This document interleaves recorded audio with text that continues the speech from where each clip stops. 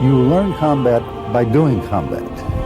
Anyone that is not frightened when they go into combat is not fully aware of what combat is all about.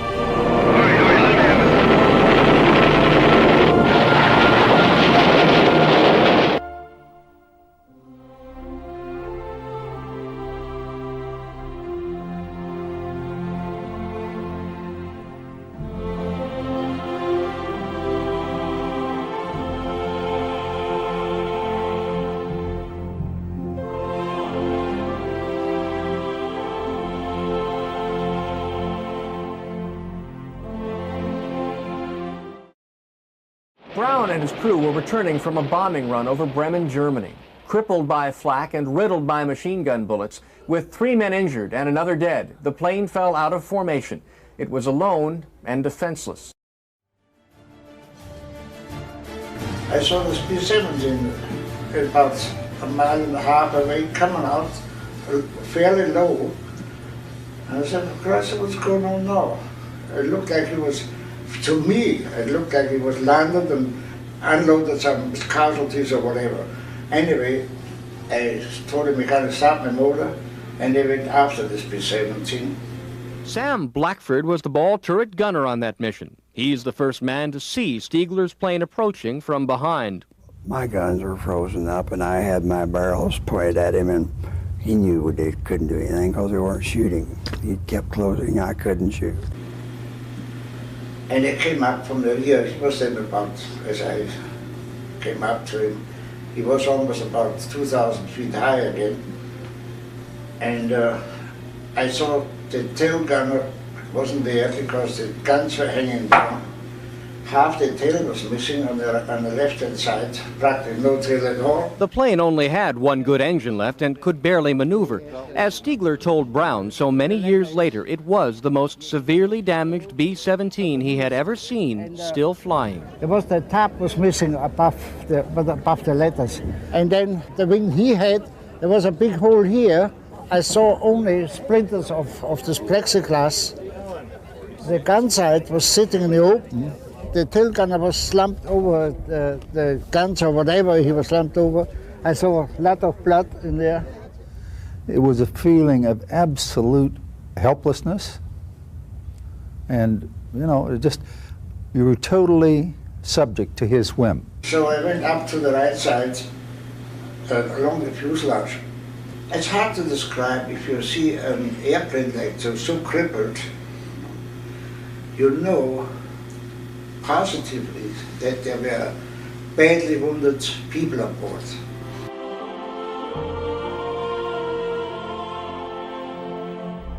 And for me, it would have been the same as shooting at a parachute. I just couldn't shoot. I just hoped that he brought his wounded man home. I went up to the right wing, right to close by. I saw one pilot sitting in there. I look out the right window, and there parked on my right wing is a German Bf-109. The little sucker looked like he owned me and belonged there. And I was still in a little bit of a state of shock. And so I sort of closed my eyes and shook my head as you would with a nightmare. And if I closed my eyes and opened them again, he'll be gone. Well, I opened them again, and he was still there. Do you remember Charlie's face? Yeah, I remember his face. What did you see in that face? Horror. But in that moment, just 5 days before Christmas, Franz Stigler saw his enemies as fellow men. He never fired his weapons. I waved to him, and we came out over the water.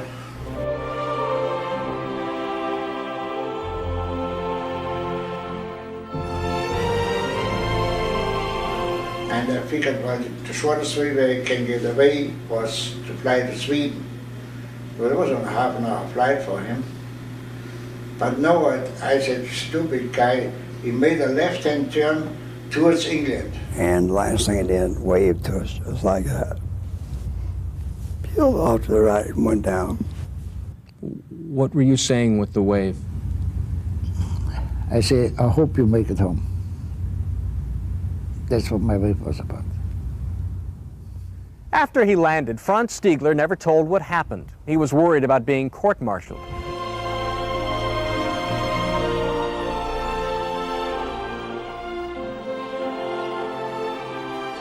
Pilot gave a salute and left. So we started trying to make a decision. I said anyone who wanted to bail out could bail out. I was going to try to make it back to England. And so the crew all chose to stay on board, and we just barely made it in England at about 250 feet. A couple of P-47s came along, got us into another air base. We landed, casualties were removed, and then we started a normal interrogation. Charlie Brown and his crew did tell the story, but Army Air Force intelligence covered it up. In 1943, they didn't think the story of a chivalrous German pilot would help the war effort.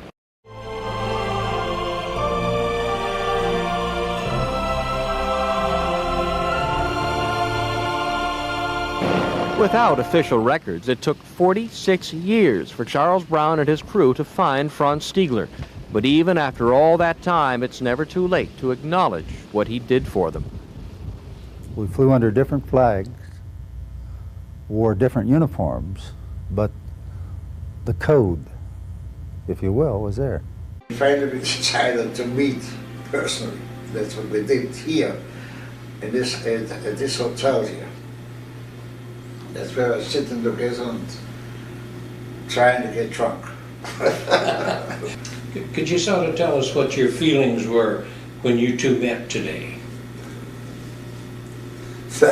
It's almost impossible to describe. We had spent several hours on the phone, so I felt that we had something in common.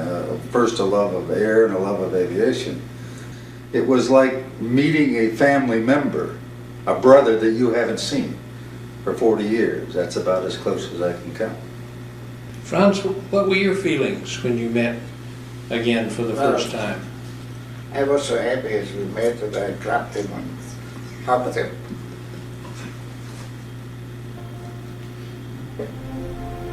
What's the DJ?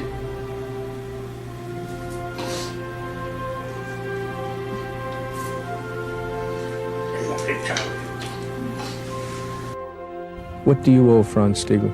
My life.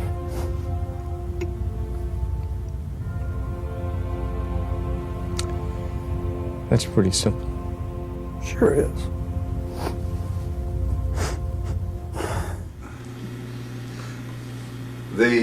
The fact that he risked his life, really, in many ways, and I wrote him in the letter, I said, if you made a habit of feeling sorry for bomber crews and flag up alongside them, I am sure that you were shot down many times. But it was not only the, if you will, I use the term audacity, that he came up to us, and then recognizing the threat.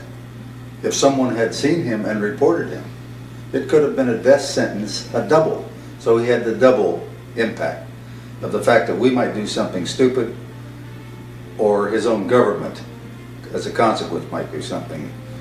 30,000 Americans died in B-17s during World War II. From Charlie Brown's plane, at least 3 men survived, and they have 25 descendants.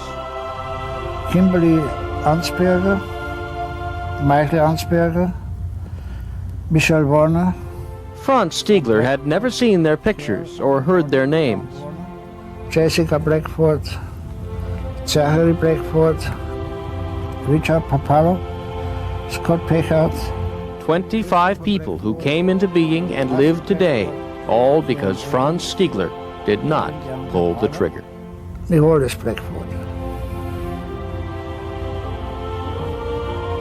No, it's the other side of fate, which we have no control about.